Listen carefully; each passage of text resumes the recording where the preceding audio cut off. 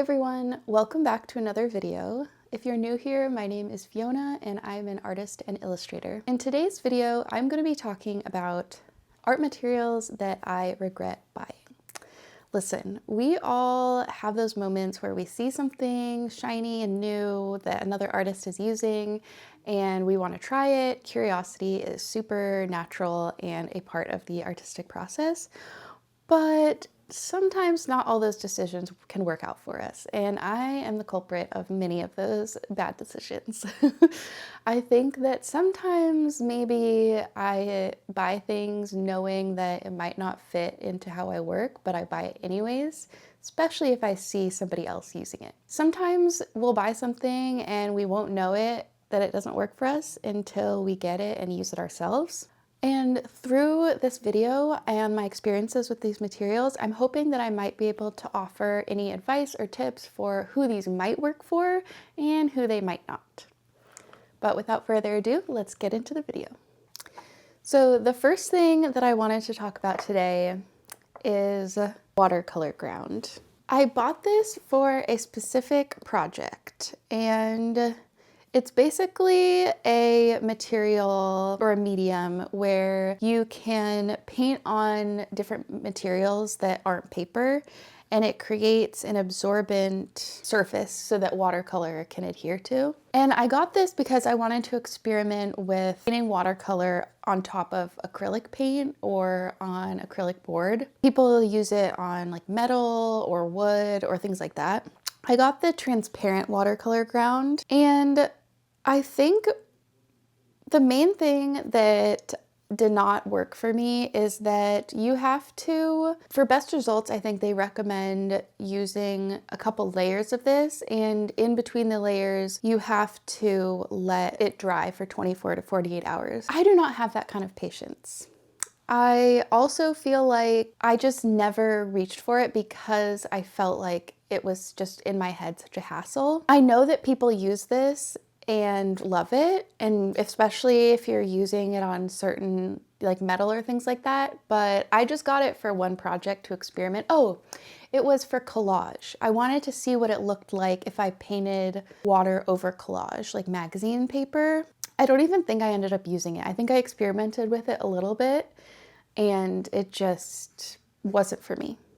But again, this could be great for somebody that wants to experiment with mixed media, has the patience to be able to wait for this to dry. This could be a great option. The next thing that I bought that just I regret buying, honestly, are paint markers. I bought a lot of these, and I have a couple different brands. I've got Liquitex, I've got Posca, and I've got, I think these are Montana. Yeah, Montana. I've seen several artists using these in their sketchbooks or on canvases. People make their own. They come in different sizes. So they have like a smaller kind of size or these larger ones. And it seems like it's a really great base layer for working outside. You have everything contained. I just never reach for these. I think that I would rather be able to bring, if I'm gonna be in a situation where I'm painting outside, I would much rather bring a really compact palette with some watercolor or gouache and a water brush and use that. And to me, that feels like the same ease of use as bringing one of these markers. I think also something to note about these, and that maybe didn't fully work for me, is that especially with the Liquitex, they do dry with, because they're acrylic, they don't dry fully matte. Sometimes there's a little bit of a sheen, which can make certain materials a little bit harder to go over top of. And as a mixed media artist, I want that freedom of being able to layer. And it just didn't work with my process. But if you like really bold marks, if you want to be able to draw on a canvas,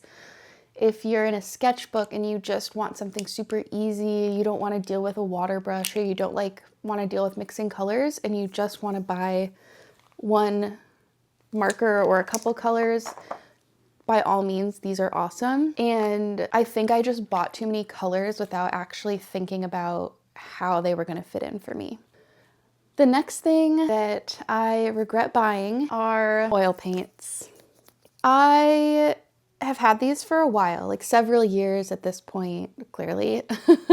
I didn't buy a ton of colors. I only bought like 7 regular oil paint colors. I wanted to be able to work on mixing colors on a palette without worrying about the paint drying. And there's some amazing parts about oil paint in that way, that you can just put it out on a palette, you don't have to worry about it. You can more easily blend colors. But for me personally, first off, I work in my room. I don't have a studio right now. I'm just in my bedroom at my desk.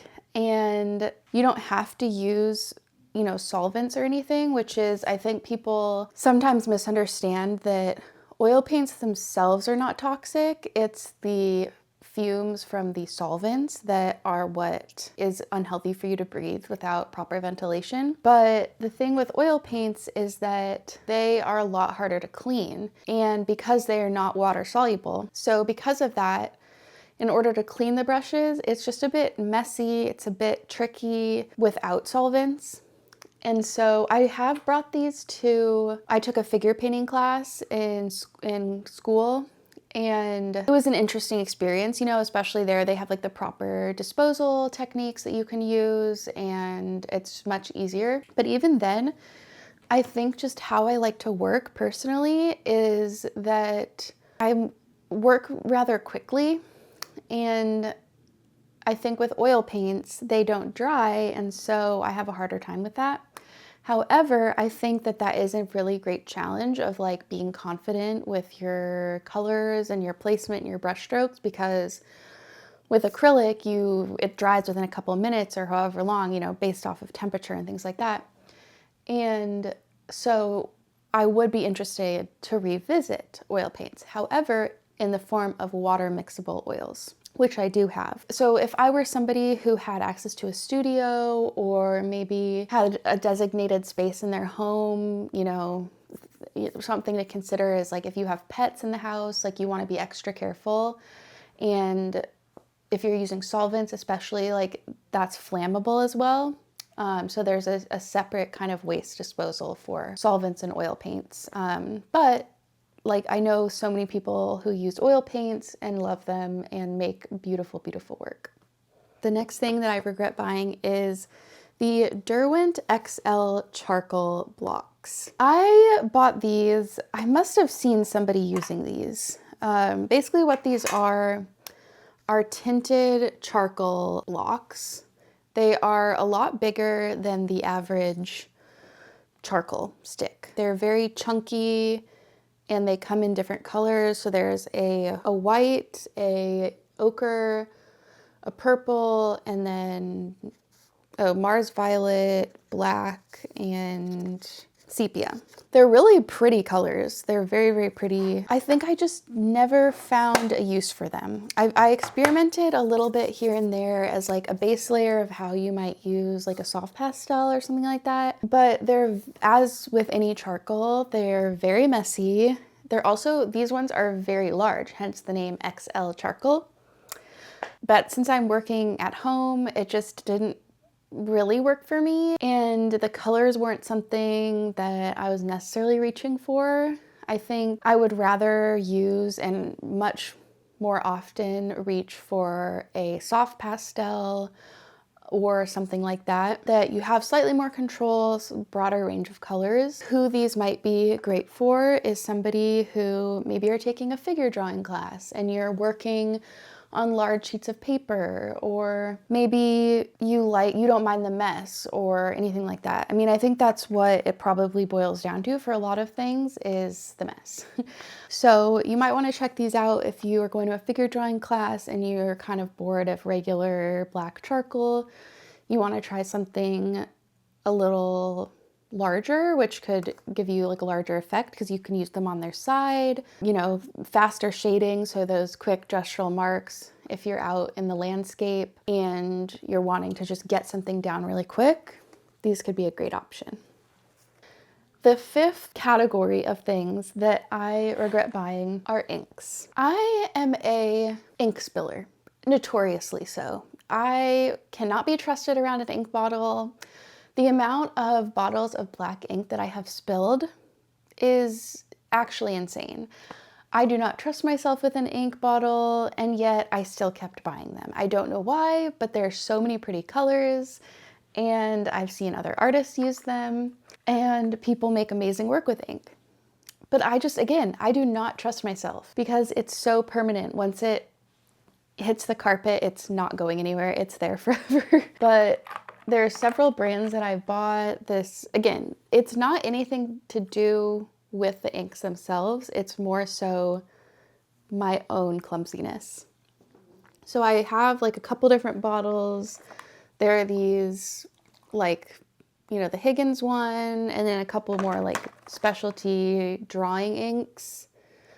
I think what I also got these for was to put in a water brush, because you can mix the inks, because these inks they're not going to dry. I mean, some do. I think I have a couple acrylic inks, like this white FW Daler-Rowney ink, which this one I would say is I do use. There's a couple colors like this concentrated watercolor that I have used a lot, especially for my thesis. I was using this a lot when I would put down a wash of, you can kind of just, if it's something where I am constantly holding it, open it, drop, close it, it's not the end of the world. It's when something is perched on my desk, opened, and we're grabbing for materials and I bump it off and I spill it everywhere. So yeah, that's where the problem lies. These did work for the water brushes. However, I don't know if it was the water brush that I was using, but I hadn't used them in a while. Also, I have charcoal all over my hands, so hopefully I don't get it on my face. I don't know if it was the water brush that I was using particularly, but it just leaked everywhere and it was just made a huge mess. And because I'm just notoriously known for spilling, it just was not worth the risk. I think that what's nice about inks is that they are a bit more vibrant than watercolors sometimes, because they don't have as much of a drying shift. Like they do, but not as severe as watercolors. Like when you put watercolor down, especially when it's a very washy layer, it will dry lighter than what you put down. And with inks, it doesn't do that as much. But for me, I would again just rather use watercolor. I think a huge drawback for me with most mediums is if I have to sit there and open up the tops, or if there's a barrier to entry, I'm not going to use them. So with watercolor, I'm drawn to that, or gouache, because I can just fill up a pan and it's always accessible for me. Like the colors are always there. I don't have to like make decisions about what colors to pick and things like that. So when it comes to like, oh, there's one color that I know I like and I can just have out, then I'm more likely to reach for it rather than having to, rifle through several options. The next thing that I regret buying, this is more so less of a buying in general, as more so as the sheer quantity of these that I bought, and that is acrylic gouache. Because this is amazing to use. If you like gouache and acrylic paint, then you really can't get better than this. I have two brands, the Turner gouache and the Holbein gouache. Over time, accumulated an insane amount of these colors. I don't know what came over me, but I just kept buying them and then not using them. And then it became so much that I just had so many colors I didn't even know where to begin. And I wasn't even using them because I think it was a similar barrier to entry, where there were so many colors that I had decision fatigue for picking them out.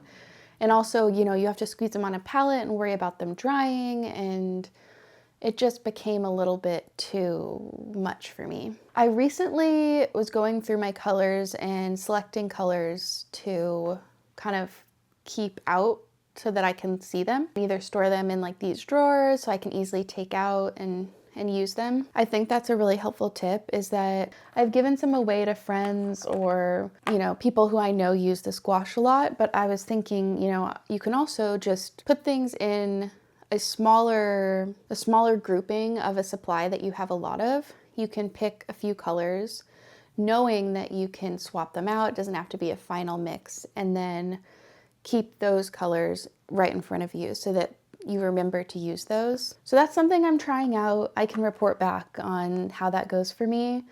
I've also seen a lot of people, what they do is instead of squeezing it out on a palette, they'll just open them and then dip your brush in and use it straight from the tube to the paper. I wouldn't like recommend against buying these. I would just say don't get wrapped up in the sheer volume of option, because it is very, very easy to go down the rabbit hole of buying these, as I clearly can understand.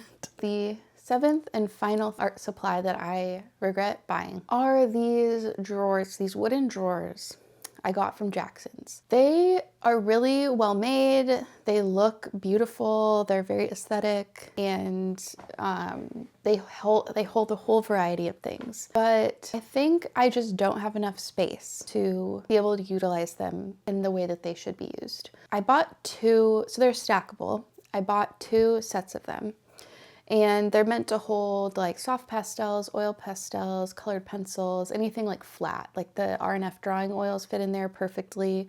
The problem here comes from the fact that, again, I am a messy person in terms of my desk. When I'm working, I have a bunch of things out. And I think when I have something with drawers that pull out, first off, going back, I don't have space on my desk for those. I think somebody had like a big studio, that would be great. But if you're working from home and you are chaotic like me and there's always things in front of these drawers and that was true for those wooden drawers that I had. So I ended up putting them in my closet, which I have all my art supplies and my clothes in one closet, which I'm not somebody who buys a bunch of clothes, I buy art supplies.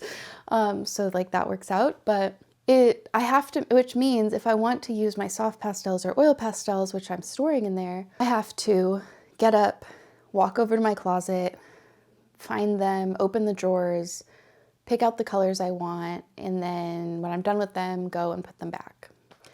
And it's just one too many steps for me to use them, where I would much rather have them in a clear plastic storage container like these. This is where I have all my R&F drawing oils in here, where I can see them. They're easily accessible. They're at my desk or right in a little storage compartment next to my desk. Much more practical for me personally, because otherwise I either forget about them or I'm just too darn lazy to go and walk to my closet and get them.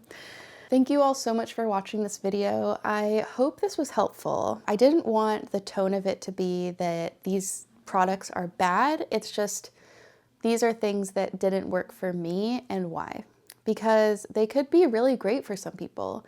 And I know some people love some of these things listed, and that's great. This also isn't to say that maybe at some point in my life I'll have a studio and I might be more inclined to use oil paints or charcoal or anything like that. But I would love to hear if any of you have certain supplies that you regret buying, or if any of the things that I mentioned you love. That would be so great to hear, because I know we all have different experiences with things and different ways of working, so certain things can be helpful for someone while it might not be for the other person. But I really appreciate you watching this video, and I will see you next week.